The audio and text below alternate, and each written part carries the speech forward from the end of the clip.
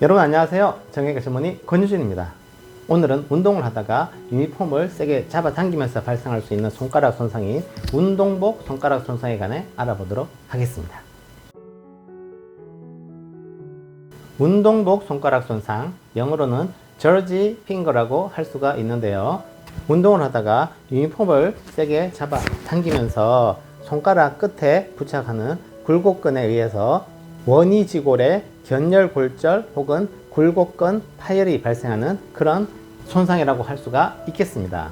진단으로서는 이학적 검사에서는 손에 주먹을 쥐어라 했을 때 다친 손가락에서는 손가락이 주먹이 덜 쥐어지는 형태를 보고 어느 정도 알 수가 있고요.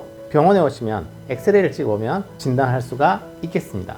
치료로는 힘줄이 끊어졌을 때는 건봉합술, 골절이 동반되어 있을 때는 관혈적 정복술 및 내고정술, 골절과 힘줄 파열이 같이 동반되었을 때는 같이 수술을 해주는 것이 좋은 것으로 되어 있습니다. 구독, 좋아요, 알림 설정은 영상 제작에 큰 힘이 되겠습니다. 병원에 오시면 이런 경우에 수술적 치료를 하게 되는데요. 첫 번째는 건봉합술입니다. 일반적인 우리 건봉합술이라는 것은 힘줄이 있을 때 가운데가 이렇게 딱 잘라졌을 때는 실을 이용해서 모아서 꿰매주는 그런 건봉합을 하지만, 이런 경우에서는 뼈에 부착되는 부위에서 힘줄이 뼈에서 떨어졌기 때문에 이 힘줄을 뼈에다 붙여주는 그런 건봉합술을 하는 게 맞겠습니다. 적응증으로서는 주로 3주 이내일 때, 그리고 꿰매는 여러 가지 테크닉이 있습니다. 과거에는 이렇게 힘줄을 꿰매서 단추를 고정해서 실을 뒤쪽으로 빼서 이렇게 고정하는 방법도 있었고, 단추 없이 이렇게 손톱에다가 이렇게 꿰매주는 방법도 있습니다. 그리고 최근에 나온 방법으로서는 원위지골에 작은 앵커 스크류라고 해서 뼈에다 고정하는 실이 있습니다. 이런 실을 고정해서 이 실을 이용해서 힘줄을 꿰매주는 이런 방법도 있겠습니다. 그리고 이렇게 힘줄을 봉합할 때 제일 중요한 점은 더 튼튼하게 봉합하는 욕심에 이거를 너무 당겨서 꿰매버려서 힘줄이 원래 길이보다 1cm 이상 짧아지게 꿰맸을 때는 어떤 손가락에 주먹을 쥐었을 때 다른 손가락이 주먹이 덜 쥐어지는 그런 합병증이 나타날 수도 있으니 최대한 길이를 맞춰서 꿰매주는 것이 좋은 것으로 되어 있습니다. 수술 후에는 튼튼하게 봉합이 되었다고 생각이 들면 조기에 관절 운동을 하게 되고 능동적, 수동적 관절 운동을 시행해서 최대한 기능이 좋게 이렇게 회복할 수가 있겠습니다.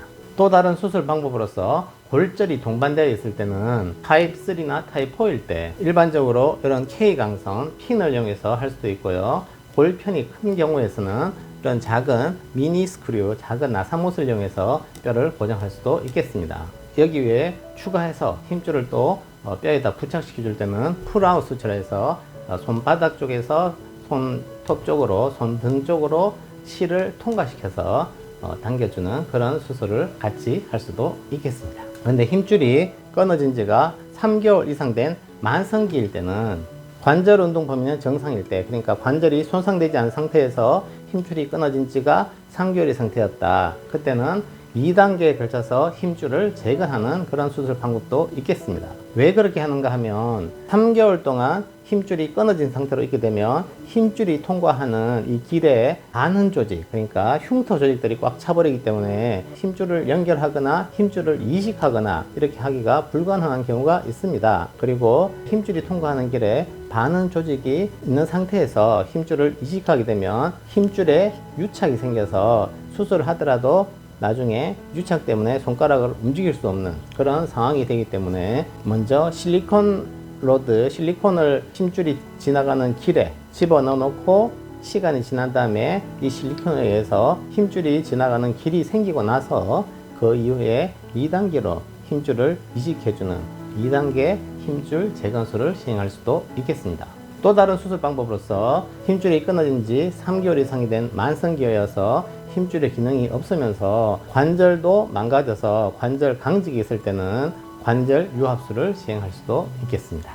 힘줄에 견열 파열 혹은 견열 골절이 있을 때 수술을 하고 나서 합병증을 살펴보도록 하겠습니다. 첫 번째는 사두마차 효과라고 있습니다.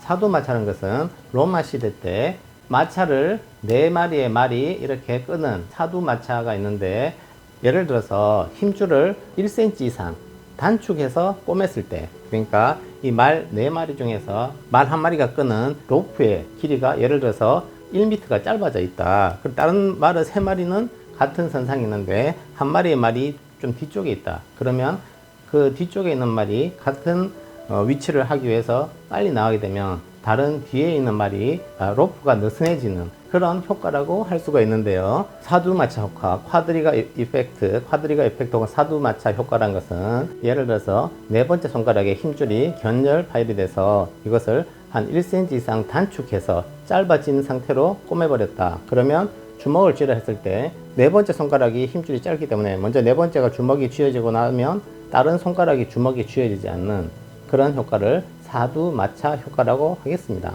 이렇게 되는 이유는 이 손가락, 4손가락 2번째부터 5번째 손가락을 구부리는 심수지 굴곡근이라는 힘줄은 근육은 팔에서 하나의 근육에서 힘줄이 이렇게 갈라져서 4개의 힘줄로 나뉘어지기 때문에 예를 들어서 하나의 힘줄이 짧아져 있다. 그러면 주먹을 쥐었을 때 4번째 손가락이 주먹이 쥐어지고 나서 다른 손가락이 주먹이 덜 쥐어지는 이런 합병증이 남을 수도 있겠습니다. 지금까지 시청해 주셔서 감사드립니다. 다음에도 더 좋은 영상으로 여러분들께 인사드리겠습니다.